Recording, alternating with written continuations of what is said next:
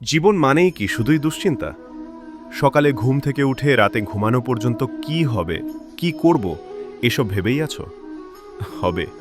কি করব এসব ভেবেই কি আমাদের দিন কাটে?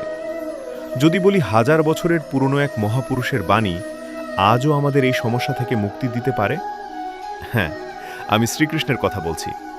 কুরুক্ষেত্রের যুদ্ধে অর্জুনের দুশ্চিন্তা দূর করতে তিনি যে গীতা জ্ঞান দিয়েছিলেন তা কেবল অর্জুনের জন্য ছিল না, তা মহারাজ, এটিও ভালোর জন্য।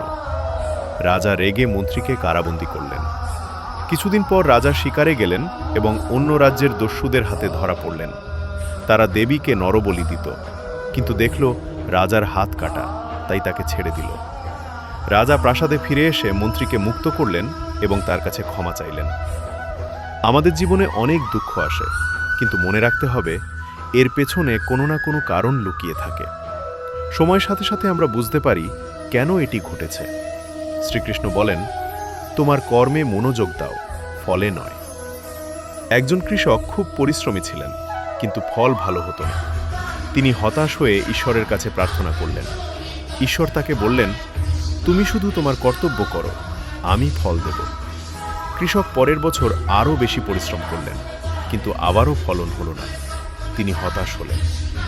ঈশ্বর তাকে বুঝিয়ে বললেন, ফল পাওয়ার জন্য শুধু পরিশ্রম নয়, সঠিক সময় সঠিক কাজ করাও জরুরি। তুমি নিজের কাজকে 100% দাও, ফল দেওয়া আমার দায়িত্ব। আমাদের প্রায় ফলের চিন্তা বেশি থাকে, কিন্তু যদি আমরা আমাদের কাজে 100% মনোযোগ দিই, ফল নিজে থেকেই আসবে। শ্রীকৃষ্ণ বলেন, আসল শত্রু তোমার মনের ভেতরে।